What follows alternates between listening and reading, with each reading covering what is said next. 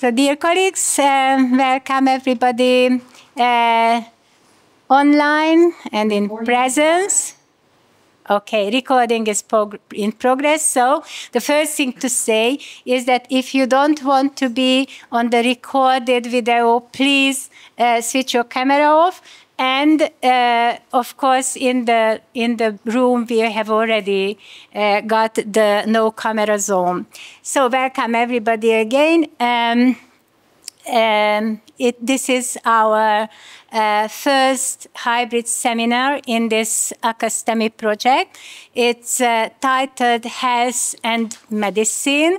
That's our module to be developed, the same title, with the same title in this project. And therefore, we are very glad to welcome the representatives of two pharmaceutical companies and also, of course, all the colleagues who are interested, including practicing STEM teachers. So the first welcome speech is by István Szalai, the director of the Institute of Chemistry at the ELTE University. István, the floor is yours. Okay, thank you, and it's really a pleasure for me to open this meeting and welcome you, guests and colleagues here. As Luca told you, I'm the director of the Institute of Chemistry at the Eötvös Loránd University. At least in the room, I see most of you know very well this university, but I have to say some words about our university. Sorry for those who know very well, but not all of you. So, in simple, we say that the Eötvös Loránd University is the oldest, and the largest university in Hungary. But these are just words. What does it mean? Oldest means for us, I think, that we have a long-lasting tradition in education of science, humanities, laws, and other fields as well, and also in research. And this tradition, so we have now, the task is, for us is to serve this tradition. So we have to continue this and to do it as perfectly as possible. And what does it mean, largest? The largest means that if you count the numbers, number of students, number of academic professors, I don't know, the largest number belongs to the Eötvös University, at least in Hungary. But most importantly, a large majority of the Hungarian high school students choose our university. So they trust us. That's very important. So we have to serve the students because they trust us, so we have to give the best education what we can. I think this is why we are here. Concerning the science faculty and the Institute of Chemistry, we believe in research-based education. So we try to push, I would say, or force maybe even our students to start to contribute to research from the beginning, so even from the first semester, which is difficult, but I think this is the best way what we can do nowadays. So we teach, of course, or we educate the next generation of researchers. That's one of our primary goals. But there's a second one, and I would say it's equally important or even more important. We teach the next generation of the high school teachers in chemistry, in physics, mathematics, whatever. And I would say it's equally important or even more important because if we want to have some students to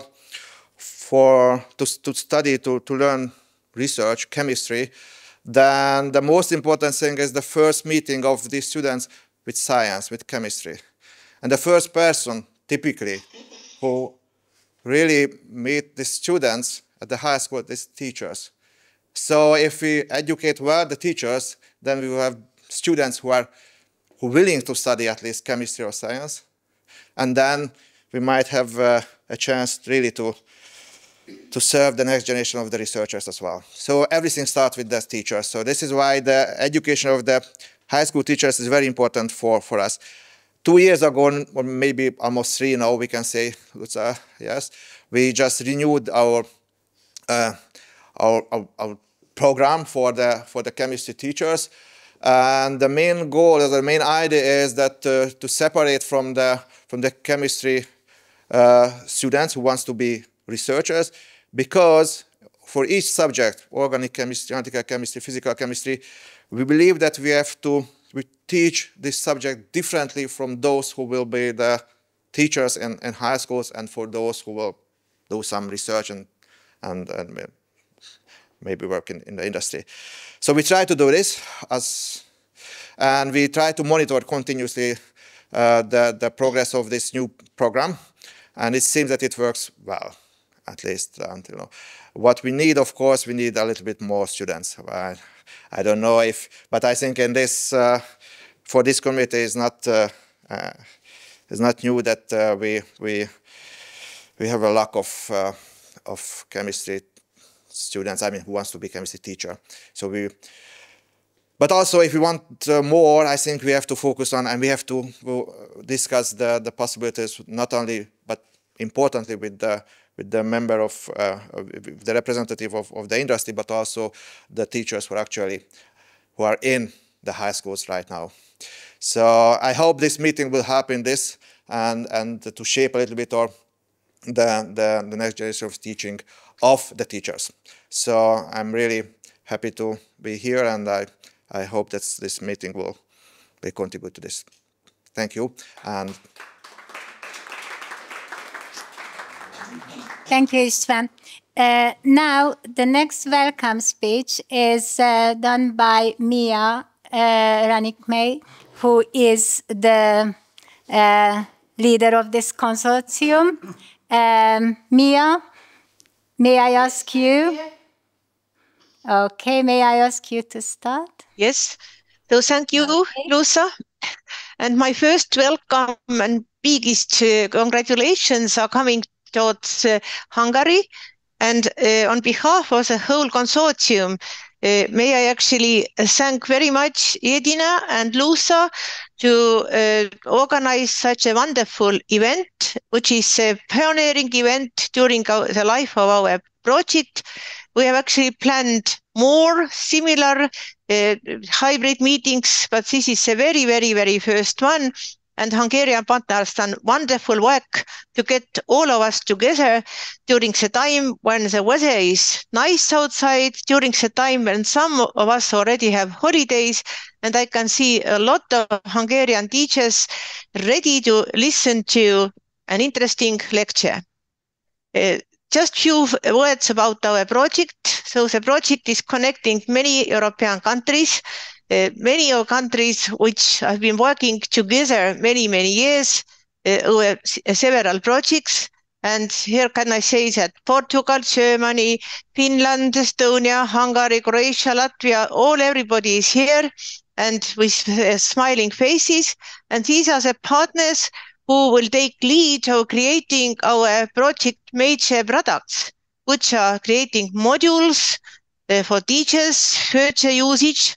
And this today's lecture is part of that and will be translated to all our languages and is accessible to those who cannot be present today and who may not be able to understand English so well. And then these discussions will be continued in partner countries. But not only modules, we are working also towards micro degrees, towards job shadow visits with our partners and the industry. And we also do deal with joint supervision of master thesis. And my last point is I would like to emphasize the topics where we are working strongly now. So the first and very important topic is health and medicine, which is strongly related with chemistry. And here is a flag given to Hungary to start.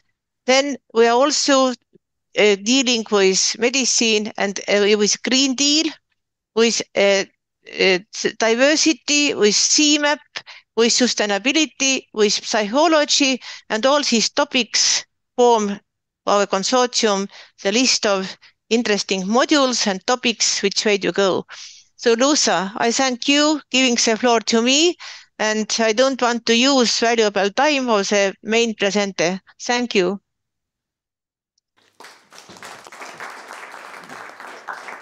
Thank you very much, Mia. And now, first, I'd like to show you a few slides just to introduce this project briefly in a bit more details with a bit more facts, as Mia had already told you about.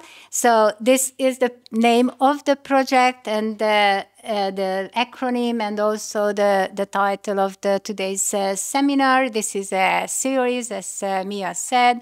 The first one of this series, STEM Step Up, and there will be several others, but today we are concentrating on the health and medicine topic because that's our main responsibility in this project. So, yeah, okay, sorry, forgot that. So the other next parts of the program, after me introducing the partner institutions, the goals and objectives of this project, there will be two talks or two combined talks on the two associated partners, the Richter Pharmaceuticals and the Aegis Pharmaceuticals companies, and they will let us know how they can help us to achieve our goals and what they can do. And later on in the afternoon, after this English part of international part of this program is finished, with the Hungarian colleagues we will have small group discussions, and we collect ideas about what the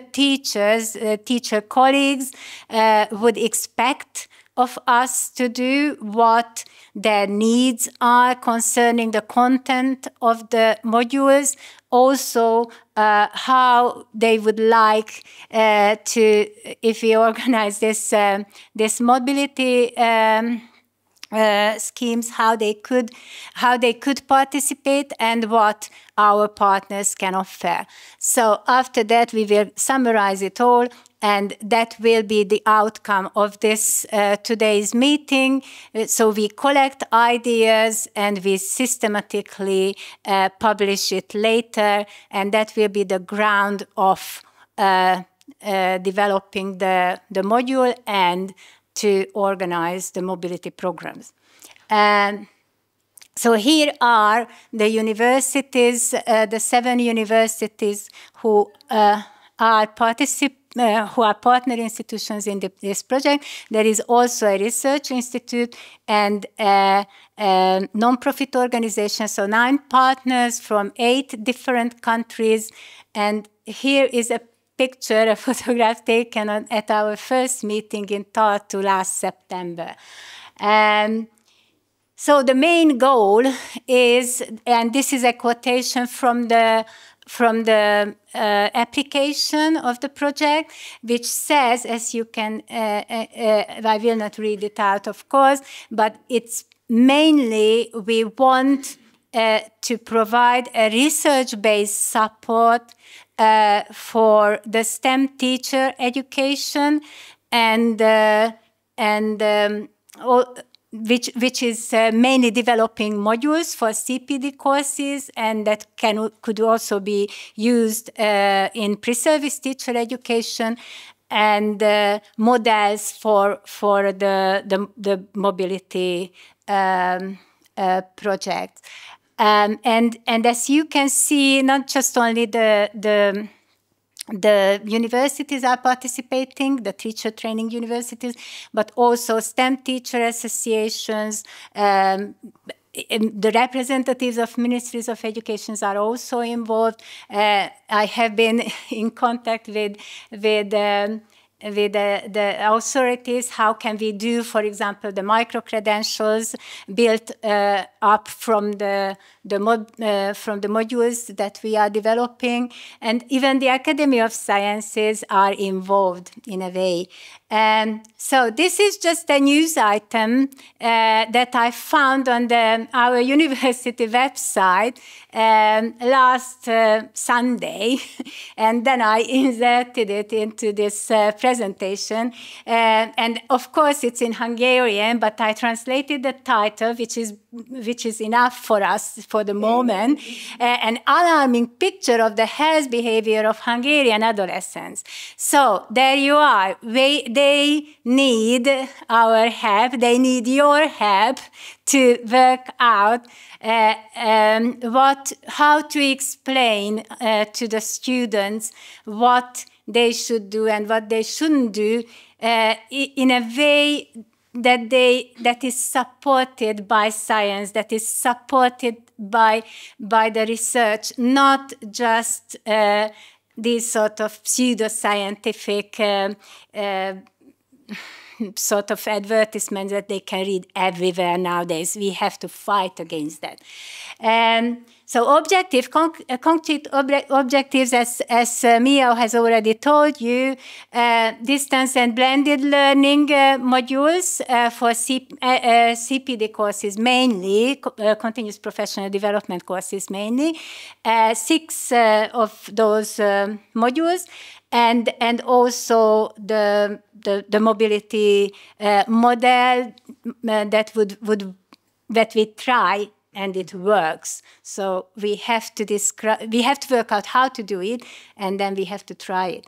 The modules, and I just show you quickly these 6, the topics of these 6 modules, and I highlighted the health and medicine, the very first one in yellow, because that's our responsibility, as I already mentioned. So we have to develop the teaching materials, the structure, how it can be done, pilot it with teachers, real living teachers, and after that we have to summarize our experiences and finalize the whole thing, and then we have to make sure that there are micro-credentials as well that we can issue, the universities can issue after finishing these courses. Here I just show you as prompts for today's discussion. The health and medicine part of our questionnaire that we put together in this project, and many of our teacher colleagues have already filled it in. 84 Hungarian STEM teachers and pre-service teacher students have already filled this in, and many others will fill it in other countries. And we asked our colleagues about their needs, how do they feel with this self-evaluation answers. They could let us know what they think, how much they know about these science territories when it comes, for example, to the molecular basis of the healthcare and the pharmaceutical, the production of medicines and so on, and how the immune system works. So how do they feel? How much they can explain? How much do they know about it?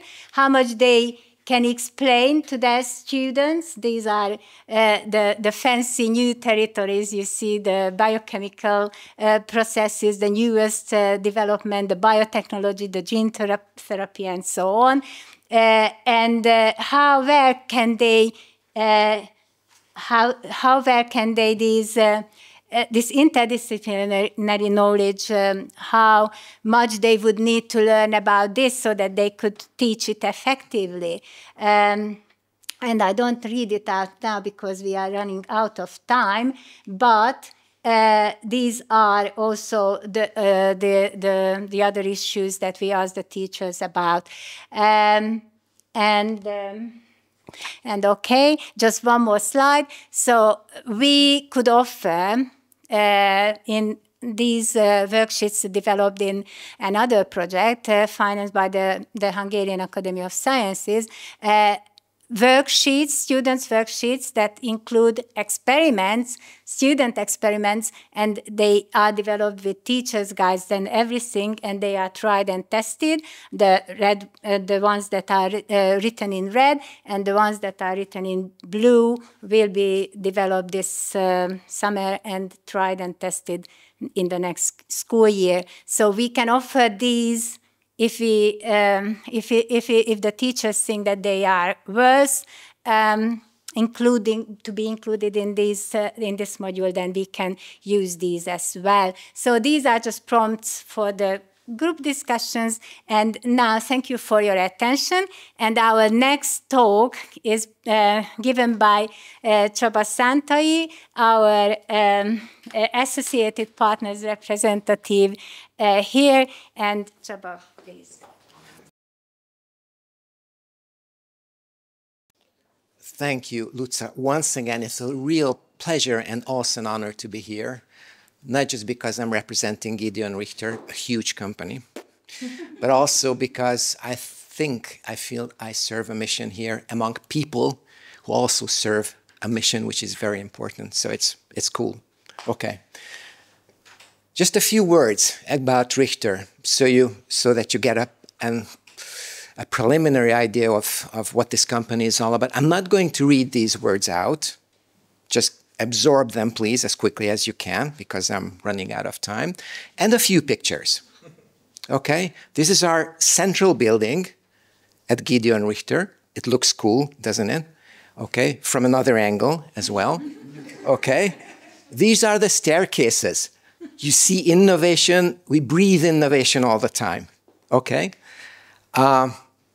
Workplaces inside the building. This is our central research chemistry building. Looking at this building from the other side, I would like to point out these structures here. These are the cones that hide our NMR, nuclear magnetic resonance instruments. The point that I'm trying to make here is this is one particular facility that we can show to teachers if they come to our place. Staircases, innovation, you know, okay, same thing. Staircases again. Okay. And we have a visitor center as well, which is also something that we can show to teachers, and they're very instructive. A few words again about the uniqueness of this company. Again, I'm not going to dwell on this. It's just something for you to get an impression about. The point that I'm trying to make here is nothing, and I mean nothing works without this, the talents that are coming out of the educational system. Gedeon Richter is non-existent without the educational system. Okay, it's very important. But what is also important is that we have to understand the term talent, and I'm going to get to that in a minute. An obvious question that teachers should raise at this point, what is the knowledge that Gedeon Richter can offer technically for them, that they can bring home, that they can build on, and they can use in their own teaching? That's the obvious question here. And it's a valid question, and we're going to discuss this in the small group sessions. But there's an underlying question as well, which is probably even more universal. And this question is valid also from the perspective of the company. And I'm talking about Gedeon Richter here, but you can use that as a metaphor for every for-profit big company who use talents, okay? And this question is the following. What is the true nature of a real-life R&D lifestyle and the true meaning of talent in reality, in this environment? And the interesting thing, what we see here is, here's a gap, okay? So the educational system typically doesn't really understand this. That's very, very important to bridge this gap. So if we don't address this question, then there's not much point in going to this question because, you know, it will have limited effects to just only talk about this one. Yeah, I love this. There's this English saying, people are like tea bags. You never know how strong they are until you put them in hot water, right? The pharma industry is hot water. So believe me, talent is tested there. Hard stuff, okay? Very, very important. It is in this spirit that I'm going to give you this rather short presentation with the initial idea to let you know that we are trying to support educational institutions, students, teachers, as well as all sorts of educational activities. So these are the main 4 areas. And I'm going to focus now on this question primarily, but not forgetting the second question as well. I can come up with a subtitle. We are nurturing talents. Now you may wonder what the frog is doing here and what the hand. Okay, hand is nurturing the frog. The hand is blue because Richter is blue. Okay, that's obvious. But what the frog is doing here is not so obvious. But it will be obvious to you very soon, I'll promise that. So here's the educational system.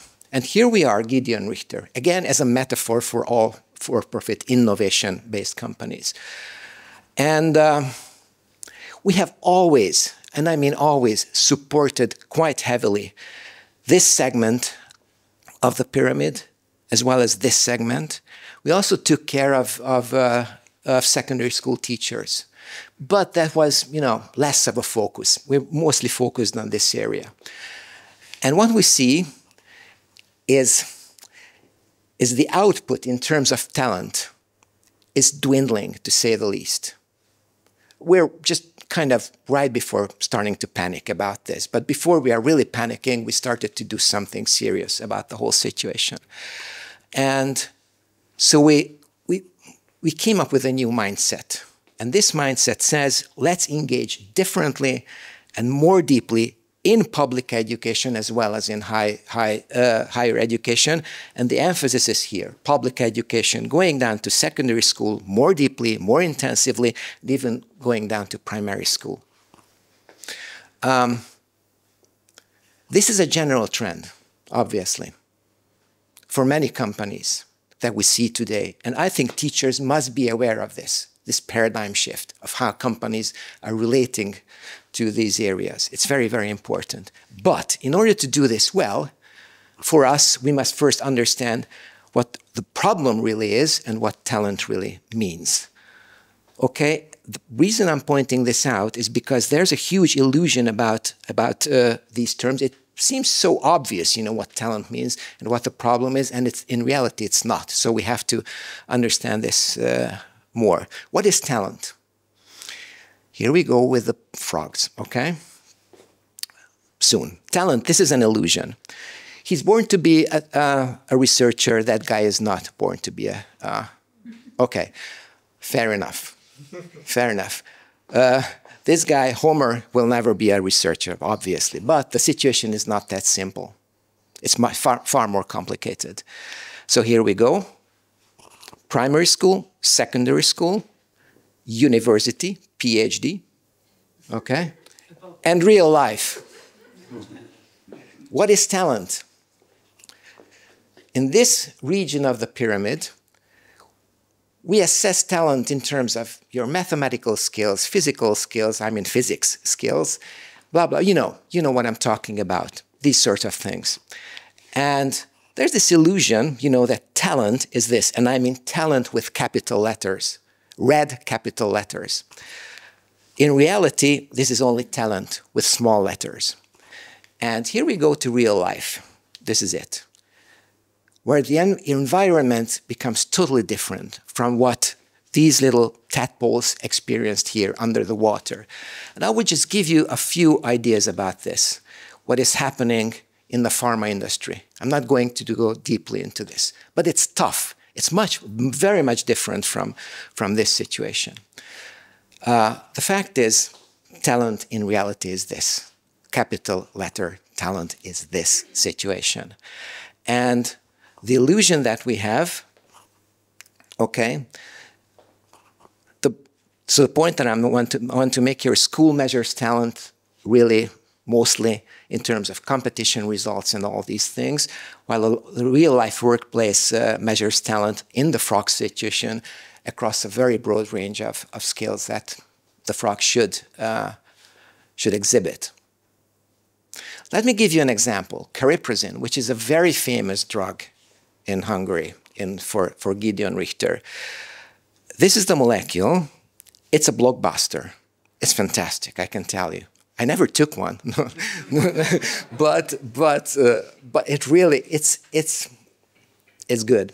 Okay, so it brings us a lot of money. And here's a picture. Here's a couple of data, okay, just to impress you. It's really big stuff. This thing has been going on since 1999. It's a huge time scale. And this is just a snapshot of the people who worked on this at one particular time. Several hundred people working on this situation at one single particular time. This is the success story. Okay, this is what the outside world sees. What the outside world doesn't see is all the intellectual and emotional effort that went into this. I know, I can tell you because I was deeply involved in the whole situation. And I tell you that in many, many cases we thought, okay, we're just going to give it up. It's impossible to go along with this. And it's hugely emotional to be able to believe in the cause and just go forward even if it doesn't seem to make sense. In reality, we have failed and running projects in original small molecule research. It's incredible. It's very, very difficult, not just intellectually, emotionally.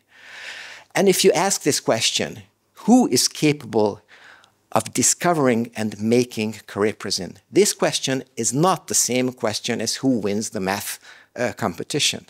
It's a totally different question with a totally different answer. So how we view talent is this holistic picture.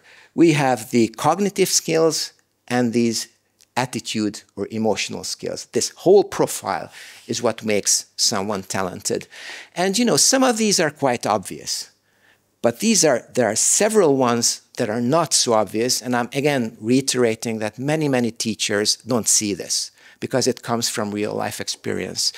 And again, I'm not going to go into this, but this is one particular area where I think we could give a lot of information to teachers of how this works.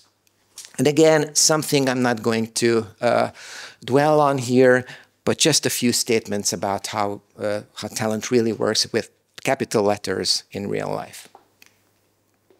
Okay, point to be made. This quality, tadpole quality, shining tadpole quality, is not the same as this quality.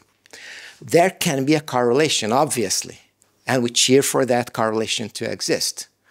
Right, but in many cases, this does not turn out to be this one, but instead we come from here to here. And also, in many cases, we have these not so shining tadpoles who turn out to be absolutely brilliant, brilliant, brilliant frogs. Let's not forget that. So what we mean by talent nurturing is helping these shining tadpoles to become truly shining frogs in this complex manner, and also helping these guys, the late bloomers, because we don't want to lose them. They can be incredibly good. So what is the problem? The problem has several components. One is the underfinanced system, which leads to a lot of other problems as well. The illusion here is that this is the problem. In reality, in spite of this problem, we do see a lot of absolutely great tadpoles coming out of the system. Brilliant, brilliant little chaps and kids. Fantastic. We can see that. Illusion number two, the key to solving the problem is let's rain a lot of money onto the system and then it eliminates all our problems. Reality number two, the problem has other very serious components. which are less evident, less understood, and which still exist under heavy subsidy as well. One thing is this: teacher plus student ignorance about this difference. Okay? Institution, this is a VIP, an elite school that I'm trying to represent here. They're not really interested in raising golden frogs. They're interested in shining tadpoles because they are winning the competitions, even if that means that their psychological profile just goes down the drain during the process. They are unaware of this possibility, and they're not really interested in developing these talents. When they come to the job, what we see is that they shine. This is the shining part of the frog. They come with a lot of credentials, good competitions, everything. And the fact that they are psychologically not so okay, let's say, comes to light only much later. And they can, you know, kill a team. I've seen this many, many times. Second, the need for wizardly teachers. Teachers are everything. The inspirations that they can provide is everything. We need to find them. We need to boost them emotionally, socially, in every possible sense. And fourthly, the educational system doesn't understand what is going on in pharma research and development. Okay? There's this general perception that academic research is what really needs the huge talents, and industrial R&D is really just wood chopping. And I'm going to show you, sorry about the rude words that I'm going to show you here, but it's complete crap. This is not true, absolutely not true. So we must work on this. We must work on this for the educational system to understand. Problem number 5, the negative aspects of digital age and social media influences. And again, let me not dwell on these sentences here. I think you understand the situation. A lack of long-term focus, which is the essence, one of the essences of being a good scientist. And I can go on with this forever and ever. No amount of money would simply solve this problem. So we have to work on this. So what do we do as Gideon Richter? Okay. Here are a number. I still have time. 45. I'm going on up to 45. That's 20 minutes.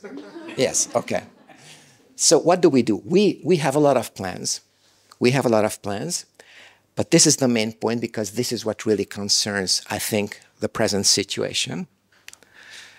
And let me give you just a few examples during the 5 minutes that I still have. Okay. We came up with an open call for application system to support institutions in 2023. And this is the first time anybody ever did this in Hungary as a for-profit company. And as you see, we had 553 submitted applications. I won't even tell you for how much money. It's incredible what they wanted. Okay.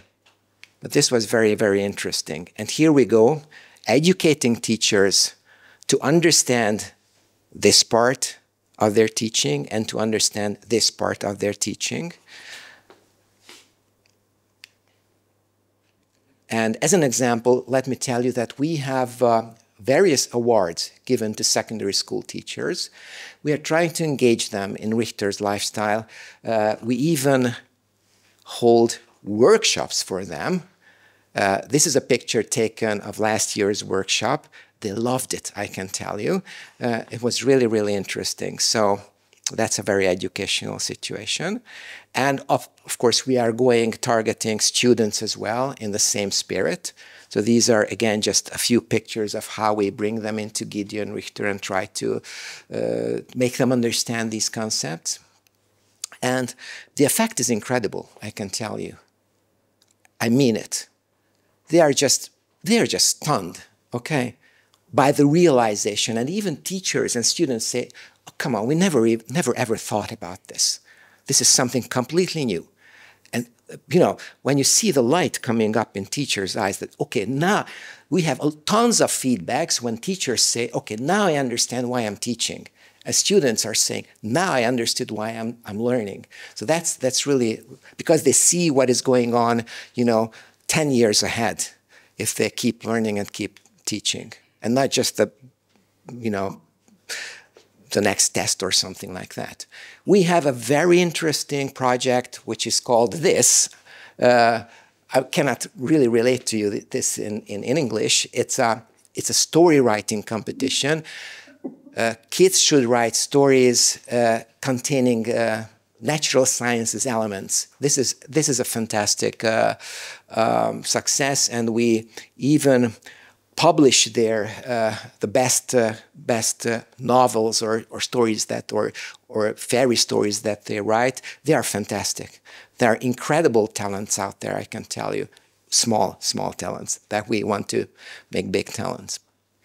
And we even published a scientific background to this about in the way that, methodologically, educational methodologically, how this can affect students' attitude towards themselves and towards natural sciences.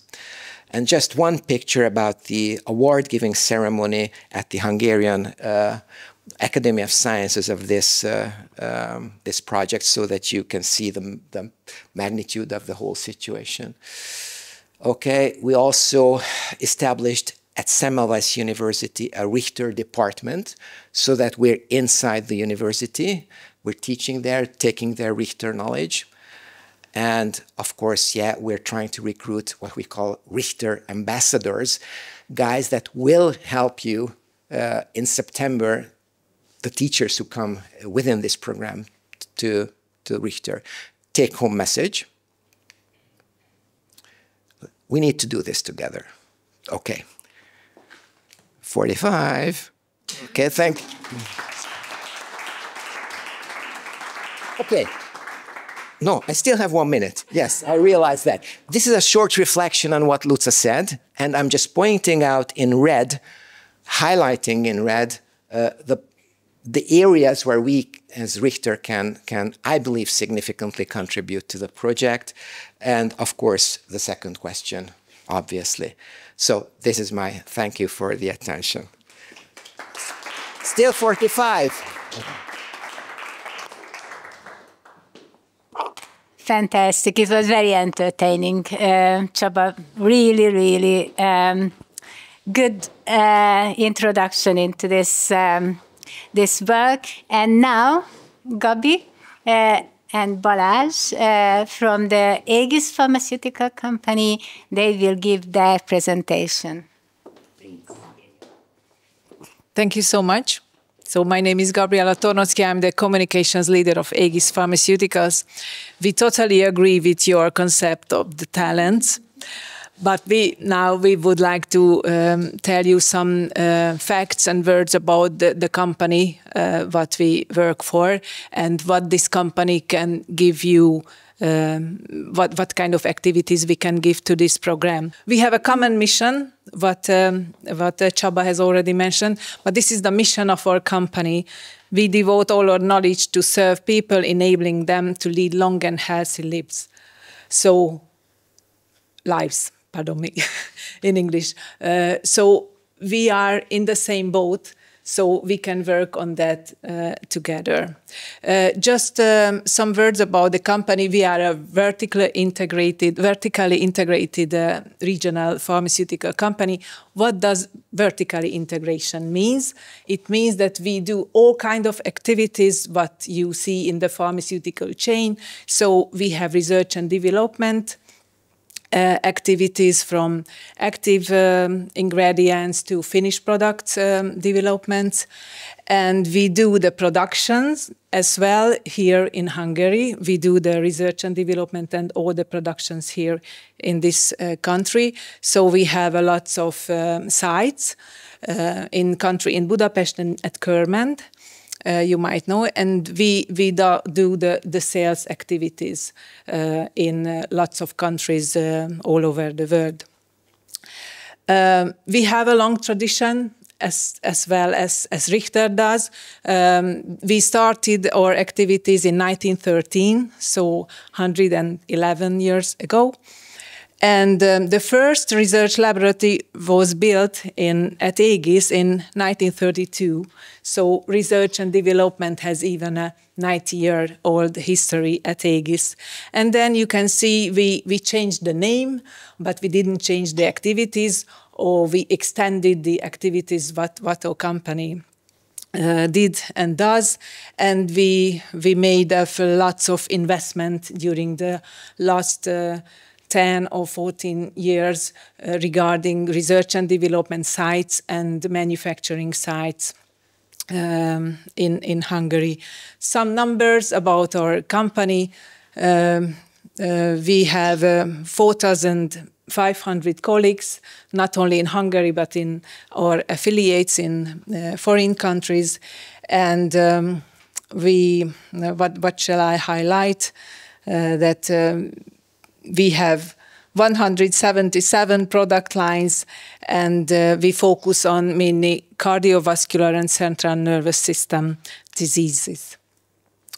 What is our focus in this specific program?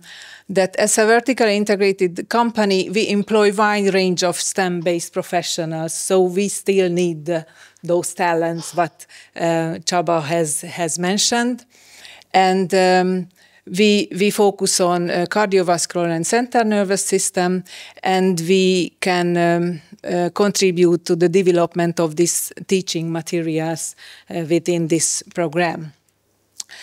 What kind of activities we have done so far because of the educational system? We see this kind of gap that we have to fulfill as an industrial company. We support universities and other initiatives financially and with our workforce as well to create educational toolkit for chemistry teaching and make these chemistry-based professions even more popular. We offer various programs. We have a kind of visitor center. This is the Egészség Science and Technology Center, where we invite groups of pupils and university students. It's not me, I think, somebody. And we also support some chemistry-related competitions. And now we just initiated a new program where we support a mentor program for chemistry teachers. We have just started. We have very good feedbacks on that, so we would like to continue. And we are committed to this current cooperation with your university. Some pictures about the visitor center. You can see that we have lots of new and sexy elements of the programs. So first we started with university groups, then we went to secondary school groups, and now we are even focused on the primary school students from the age of 12 and up to showcase them the nice things what pharmaceutical industry can show them. We can offer visits to this center for this program for those who will participate in this program. And we can offer a kind of job shadowing, a light job shadowing program where our colleagues can tell about their work, how they work as a doctor or as a pharmacist or a biologist at a pharmaceutical company, what kind of skills they need for that work. And we have some initiatives on green chemistry, what we can showcase or demonstrate as well. And I would like to invite Balázs Folk, who is my colleague and then leads the drug substance development. Thank you, Gabi. So at a pharmaceutical company, there are basically two main branches of activity: drug substance development and production, and drug product development and production. So drug substance means a chemical substance, drug product a tablet or a capsule. Since drug substance is closer to chemistry, and then chemistry is the main topic now, and since I'm responsible for drug substance development, my couple of slides will focus on drug substance development and manufacturing. The main tasks of drug substance development is to develop a manufacturing process starting from lab scale up to plant volume for the whole chemical synthetic route. And this process should be robust, safe, as cheap as possible, so competitive in price, even in the Far Eastern, with the Far Eastern competitors, green as much as possible.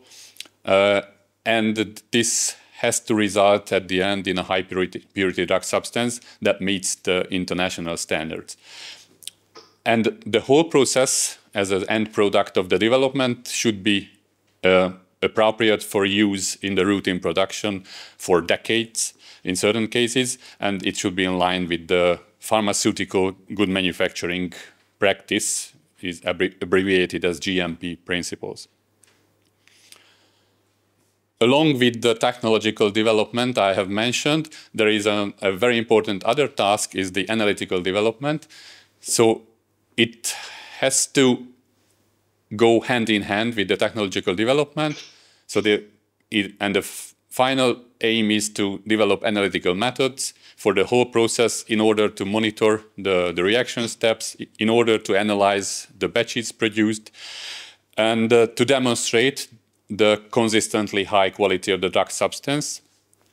And this developed method should be used in certain cases for decades for the analysis of routine production batches, because at the end of the day, no produced batch goes to the market without being analyzed, even if this product has been produced or manufactured for decades, and the expectation is that the quality of the today's production is just as good as it was yesterday and as it was 2 years ago.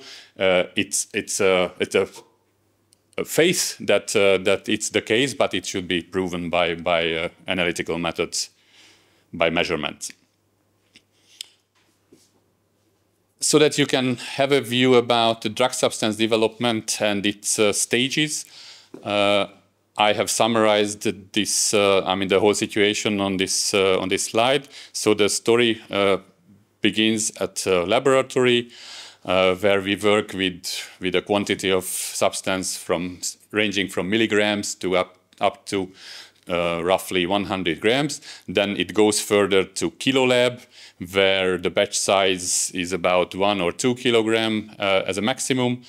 You can see that in these first 2 stages we use glass reactors, while in the pilot plant, where the batch size is roughly ranging from 5 to 50 kilograms, already metal reactors are used. And after the pilot plant, the last scale-up step is the scale-up to large-scale manufacturing plant, where the batch size can be a ton or even more. At Egészség, the lab, a kilo lab, and the pilot plant belong to the R&D, while the large-scale manufacturing plant belongs to the production directorate. Here I have listed the characteristic jobs in the field I have mentioned, and it relates or reflects to the job shadowing program Gabi has mentioned, so that you have an overview what kind of educational background we need in the various jobs. So as regards the drug substance technological development, we employ preparative laboratory technicians with a secondary school education level, and the R&D chemists and the head of the laboratory are at least Master of Science, but preferably PhD. In the Kilo Lab, the situation is roughly the same, but we use technology development engineer as a description for the job for most of the colleagues. While in the pilot plant, the operators and the team leaders are with the secondary school degree background. on the other hand, the technology development engineer, the plant technologist, and the plant manager are with the university education. On the analytical development side, we call laboratory technicians those who have a secondary school degree, and R&D analysts with the university background. And the drug substance production, the jobs are roughly the same as in the pilot plant. So these are the main jobs, and as Gabi mentioned, we are ready to ask our colleagues to talk about their jobs, their everyday tasks, problems, problem-solving skills, and aims. The infrastructure they use. So if it might be interesting for the teachers, then they are welcome for this program. I have talked about drug substance, but drug substance is only a part of our final product, which is the finished dosage form, so a tablet or a capsule, or there are other finished dosage forms also available, but these are the main ones for Egészség. And our pride is that with our finished dosage forms, we have won the Hungarian Innovation Prize 10 times, 8 times the Innovation Prize and 2 times the Innovation Grand Prize. And the last occasion is a very recent one. It happened in March this year, that with 2 combination products, with the rosuvastatin-ezetimibe fixed dose combination and the atorvastatin-ezetimibe fixed dose combination. Both of them are for the treatment of high cholesterol levels. So with these 2 products, we have won the Innovation Grand Prize. It was awarded in the Hungarian Parliament to the CEO of Egészség. So I think that this Innovation Prize and the fact that we have won it 10 times demonstrates that the R&D and the routine production and all the corresponding fields that are also necessary, of course, for marketing these products work at a high scientific level at Egészség. So we will be happy to give a deeper insight into for the teacher colleagues if we find an occasion for that. So thank you for your attention. That was the presentation of Egészség, and we are of course open during the discussion to highlight with what ideas and what kind of help we can offer. Thank you.